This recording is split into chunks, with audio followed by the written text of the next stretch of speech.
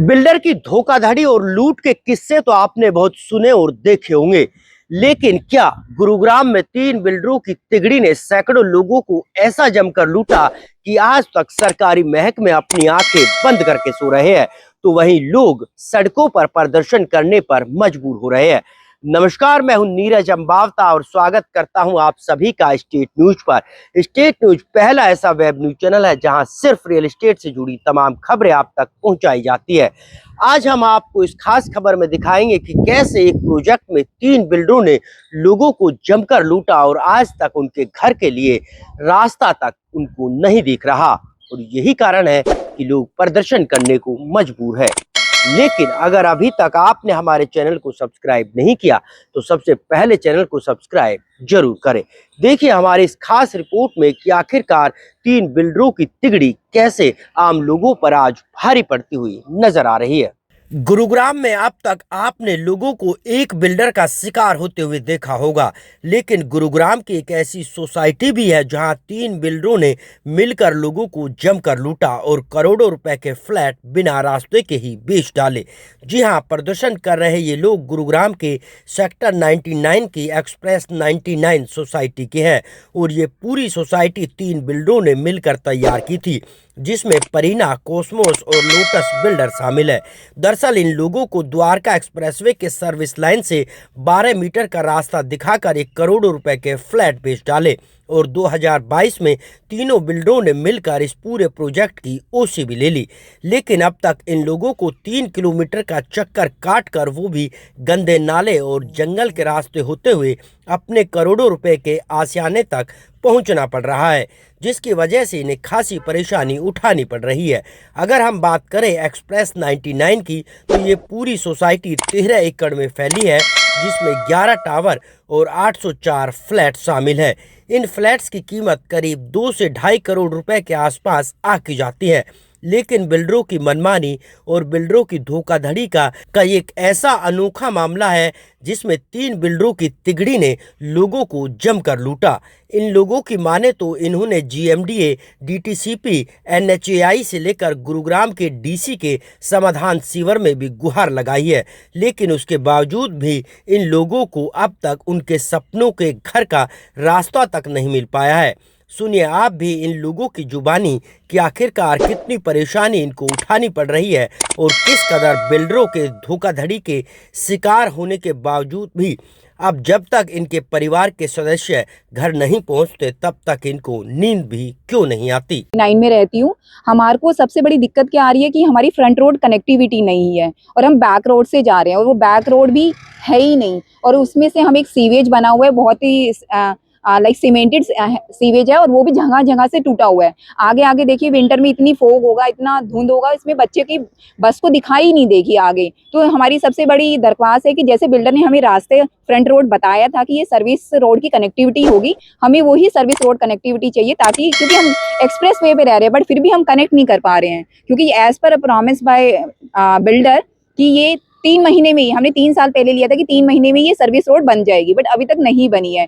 तो सरकार और बिल्डर मिलके हमारे को सर्विस रोड, फ्रंट रोड की कनेक्टिविटी दीजिए, क्योंकि बहुत बड़ा पैच नहीं है जिसे कनेक्ट करना है, सिर्फ थोड़ी सी ही मीटर पे हमारा यू टर्न है जो एक्सप्रेस वे का, हमें सिर्फ उससे सरकार और बिल्डर मिलके हमें वो कनेक्टिविटी जल्दी से जल्दी दीजिए, ताकि हमारे बच्चों को जो बसेज आते हैं उनको प्रॉब्लम, जो ऑफिस डेली जाते हैं उनको भी कोई भी प्रॉब्लम ना हो और हम आसानी से कनेक्ट हो पाए। तो यही हमें, हाँ जी, देखिए अगर मान लो बैक रोड बिल्कुल ही टूट गया है और आगे की कनेक्टिविटी नहीं है, तो डिस्ट्रिक्ट टाउन प्लानर को भी इवन देखना चाहिए कि आप इतना, हमारे ADC एक्सटर्नल डेवलपमेंट चार्जेस गए हैं, इतनी सारी फ्लैट्स की रजिस्ट्री हुई, यहाँ पे 3 सोसाइटी है, परीना की भी, और भी सेक्टर G99 एक पूरा वहाँ पे हाउसेस बने हुए हैं, इतने लोग वहाँ से डेली पास करते हैं। तो टाउन प्लानर को भी इवन ये देखना चाहिए कि इनकी फ्रंट रोड कनेक्टिविटी नहीं है, तो उसके ऊपर उनको काम करें ताकि हमें जल्दी से जल्दी सर्विस रोड कनेक्टिविटी और किसी भी जो भी रेजिडेंट्स रहते हैं या बच्चे स्कूल जाते हैं, किसी को भी डेली कम्यूटर्स हैं ऑफिस जाने वाले, उनको कोई भी प्रॉब्लम ना हो। और इसलिए हमारी दरख्वास्त है बिल्डर और गवर्नमेंट दोनों मिलके जल्दी से जल्दी हमें फ्रंट रोड की कनेक्टिविटी दे। मैं यहाँ परीना एक्सप्रेस 99 में रहती हूँ, पिछले 1 साल से रह रही हूँ। यहाँ पे जो सबसे बड़ी समस्या हमको फेस करने को मिल रही है वो ये है रोड कनेक्टिविटी। रोड कनेक्टिविटी जो हमारे मेन गेट से हमें कनेक्ट करती है एक्सप्रेसवे पे, वो है ही नहीं। हमें बोला गया 2 महीने का टाइम, 3 महीने का टाइम, और वो साल भर से ऐसा ही चल रहा है और वो 2 महीने अभी तक पूरे नहीं हुए। सबसे बड़ी समस्या ये है, मेरी बहू, मेरी बेटी रात में ऑफिस से आते हैं, पीछे की रोड पूरी सुनसान है और कई बार तो वहाँ पे कुछ असामाजिक तत्व शराब भी पीते हैं, शोर भी करते हैं, बोतल भी तोड़ते हैं। अब ऐसे में जब तक बच्चे घर नहीं आ जाते हैं बहुत टेंशन रहती है। इस तरीके से तो मतलब हमने नहीं सोचा था कि इतनी एक मानी बिल्डर हमें इस तरीके का बेसिक फैसिलिटी भी नहीं प्रोवाइड कर सकते। अब सरकार से मेरी गुजारिश ये है कि ये जो कनेक्टिंग रोड है ये बेसिकली बिल्डर और गवर्नमेंट के बीच का काम है और उन्हीं को करनी है। और हमारी आप उनसे दरख्वास्त ही यही है कि ये जो सर्विस रोड की कनेक्टिविटी है इसको पूरी की जाए, जिससे कि कम से कम हम इस बात से निश्चिंत रहें कि रात बेरात बच्चे आते हैं घर, काम करके आते हैं, लड़कियां आती हैं। आप लड़कियों को नाइट शिफ्ट के लिए परमिट कर रहे हो लेकिन आप रोड की कनेक्टिविटी नहीं दे रहे हो, तो ये तो एक बड़ी अजीब सी बात है कि सेफ्टी तो रोड पे है, ऑफिस में तो आपने प्रोवाइड कर दी और यहाँ पे अब अभी सुनसान है, तो फिर कहाँ सेफ्टी है। हमारी सिर्फ ये दरख्वास्त है कि ये मेन रोड कनेक्ट रोड है। मैं परीना एक्सप्रेस साइट में रहता हूँ पिछले 1.5 साल से। हम लोगों को जब फ्लैट बेचा गया था तो बिल्डर के जो सेल्स पर्सन है उन्होंने ये कमिट किया था कि आगे की फ्रंट रोड जो है 12 मीटर की आपकी सर्विस रोड के साथ कनेक्ट करके दी जाएगी विदिन 3 मंथ्स। आज 1.5 साल हो गया, आज तक कोई सुनवाई नहीं है। हमारा जो प्रशासन से अनुरोध है कि जो हमारे से बिल्डर ने कमिटमेंट किया है वो उसको पूरा करे और हमारे को एक कनेक्टिविटी दिलाए। बिना रोड की कनेक्टिविटी के लिए हम पूरे जितने भी यहाँ पे रेजिडेंट्स हैं उन सबको हर प्रकार से दिक्कत आती है। ना हमारे लोगों की सेफ्टी है और ना ही हम लोग प्रॉपर आ जा सकते हैं। रास्ता बहुत खराब दिया हुआ है, पीछे ड्रेन वाला, उस रास्ते पे दुनिया भर के खड्डे हैं, कोई भी कभी भी एक्सीडेंट हो सकता है। आप उसका व्यू कर सकते हैं, चेक कर लीजिए, बुरा हाल है। और दूसरा रास्ता जो है वो हमारा कोई है नहीं, इसलिए आपसे प्रशासन से हाथ जोड़ के विनती है कि आप हमें मतलब 12 रोड की जो कमिटमेंट हमसे बिल्डर ने करी है, बिल्डर और प्रशासन मिलकर हमको हमारी रोड की फैसिलिटी दिलाए। लोगों की माने तो जो रास्ता आप फिलहाल इन्हें मिला हुआ है वह बादशाहपुर ड्रेनेज के ऊपर से लेंटर का मिला हुआ है जो कभी भी धंस सकता है। यही नहीं, ये पूरा रास्ता जंगल और सुनसान है जिसकी वजह से लोगों को उनके घरों तक पहुंचने में काफ़ी परेशानी होती है और जब तक परिवार के सदस्य उनके पास नहीं पहुंचते तब तक ये लोग डर के साए में जीने पर मजबूर है। हम यहाँ इकट्ठे हुए हैं, हमारी सोसाइटी का नाम है एक्सप्रेस हाइट्स 99 और इतने रेजिडेंट हो रखे हैं कि सभी को जाने के लिए रास्ता नहीं है। यहाँ सभी बड़े दुखी होकर के यहाँ से निकलते हैं।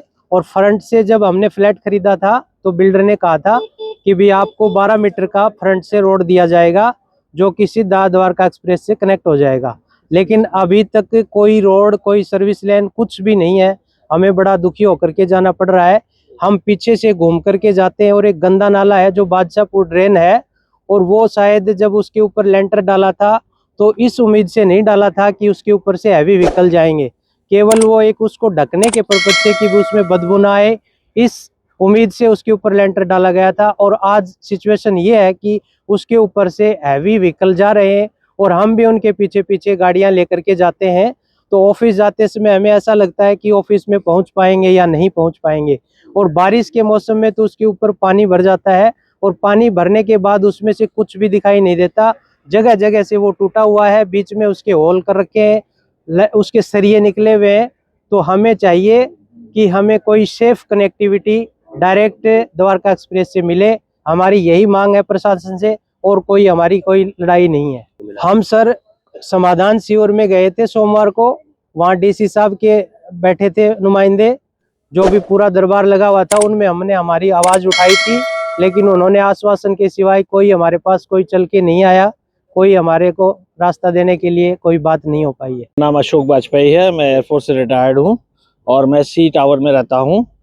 1 साल पहले शिफ्ट हुए थे ऑन दिस प्रिटेक्स्ट कि हमें सारी बढ़िया being next to the expressway, ये बेसिकली ये था कि रोड कनेक्टिविटी होगी जिससे कि हमारा टाइम भी बचेगा और दूसरा एम बेसिकली यही था कि रोड की कनेक्टिविटी बेस्ट होगी, जो कि हमको डिनाई की गई है।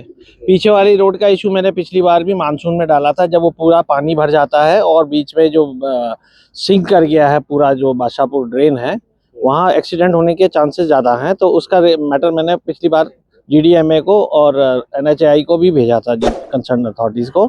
अभी फॉग सीजन स्टार्ट हो जाएगा, अर्ली मॉर्निंग फॉग होगा, उस समय एक्सीडेंट होने के चांसेस अगेन फिर बहुत बढ़ जाएंगे, specially during evening and night hours, morning and night hours. तो जो अथराइज रोड है as per the master plan, वो हम चाहते हैं कि ये रोड सामने की बन जाए, जिससे कि हम सारे जितने भी यहाँ परिवार रहते हैं वो अच्छे से रहें और जो फैसिलिटीज़ हैं उसको इस्तेमाल कर सकते है। हम अंदर कैसे जाएंगे? इवन सोसाइटी के अंदर भी डीप पानी भरा रहता है, घुटने से ऊपर तक पानी आता है, पैदल चलने वाले को भी बड़ी दिक्कत होती है। तो बहुत ही परेशानी है। यहाँ पे 3 बिल्डर मिलके यहाँ पे सोसाइटी बनाई है इन्होंने, कॉस्मोस, लोटस और परीना। तीनों की पता नहीं क्या मिली भगत है, I don't know, but they are not providing us the front road from our gate. जब 3 बिल्डरों की तिगड़ी मिलकर लोगों को ठग ले और उनके साथ धोखाधड़ी करे, तो जाहिर सी बात है कि 3 बिल्डरों की मजबूती कहीं ना कहीं सरकारी महकमों पर भी भारी पड़ती हुई नजर आ रही है। और यही कारण है कि अब सरकारी महकमों को कार्रवाई करने में थोड़ा वक्त जरूर लगेगा। लेकिन यहाँ सबसे बड़ा सवाल ये कि आखिरकार इन लोगों को कब तक न्याय मिलेगा और कब तक लोग बिल्डरों के चंगुल में यूं ही फंसते रहेंगे।